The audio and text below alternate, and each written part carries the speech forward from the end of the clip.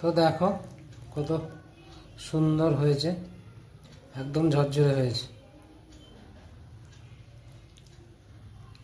তোমরাও এইভাবে বাড়িতে বানিয়ে খেয়ে দেখবে, খুব ভালো লাগবে।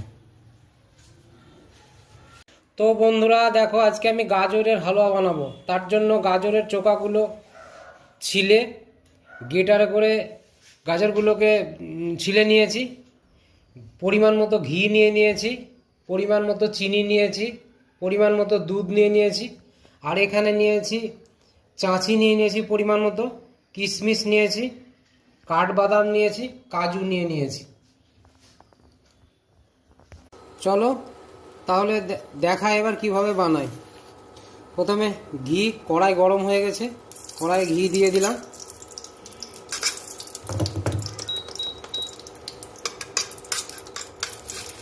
তো দেখো আমার ঘি গরম হয়ে গেছে, এবার এর মধ্যে গাজরগুলো দিয়ে দিচ্ছি।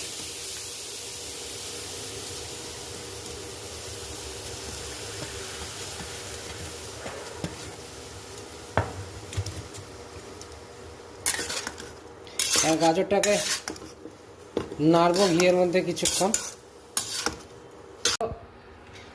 আমার গাজরটা আস্তে আস্তে আমি একটু ভেজে নিয়েছি মিনিট 5। এবার আমি এর মধ্যে চিনি দেব। আগে দুধের আগে চিনিটা দিলাম, কারণ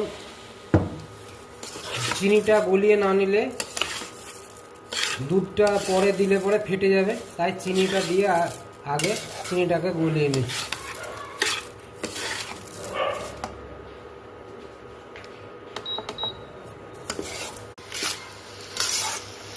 তো দেখো চিনিটা আস্তে আস্তে গলতে লেগেছে, চিনিটা গলছে। আর একটু নাড়াচাড়া করবো, একটু জলও ছাড়ছে। তারপরে এর মধ্যে দুধ দিয়ে একে সেদ্ধ করতে দেবো। তো দেখো আমার চিনিটা গলে গেছে।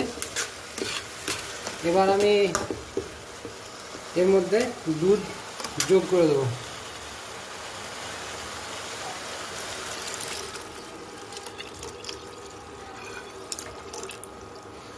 দুধ দিলাম, এবার একে নেড়ে চেড়ে দিলাম। এবার কিছুক্ষণের জন্য সেদ্ধ হতে দেব। তো দেখো আমার দুধটা এবার ফুটে উঠেছে, এইভাবে একটু সেদ্ধ করে নিচ্ছি, এখনো সেদ্ধ হয়নি।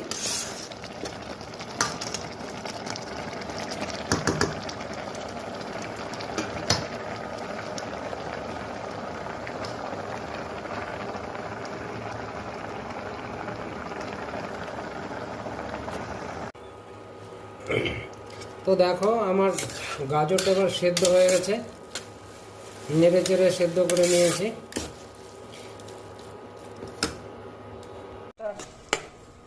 তো দেখো আমার গাজরটা সেদ্ধ হয়ে গেছে।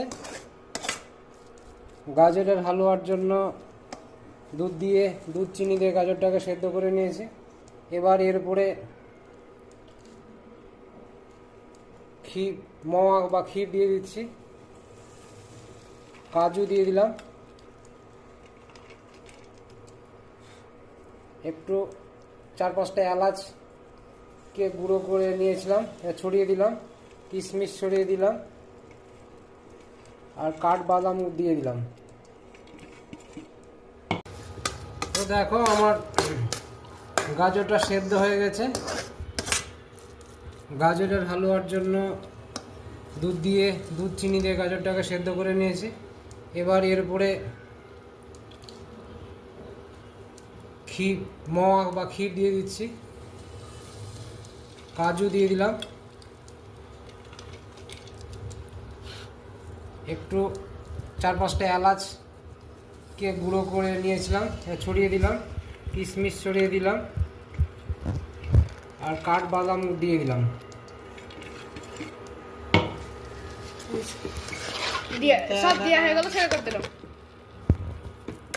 এবার এগুলো একসঙ্গে মিক্স করে নিচ্ছি।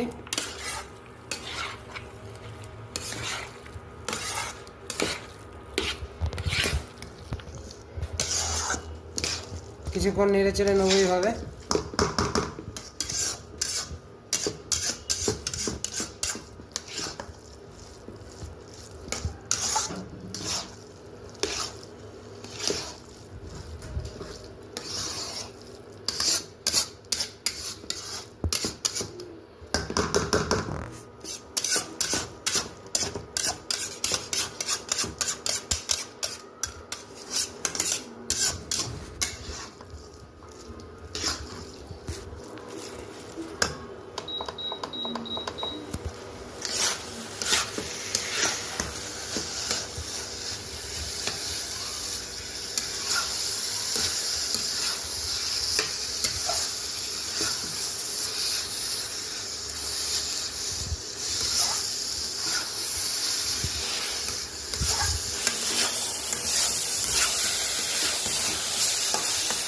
হয়ে গেছে, এবার এটাকে নামিয়ে দেবো।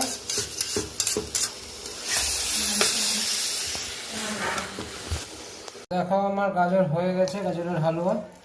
আমি এবার এটাকে একটা পাত্রের মধ্যে তুলে নিচ্ছি।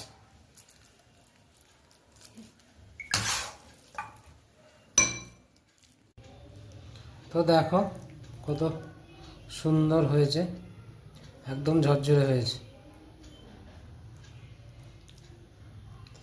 তোমরাও এইভাবে বাড়িতে বানিয়ে খেয়ে দেখবে, খুব ভালো লাগবে।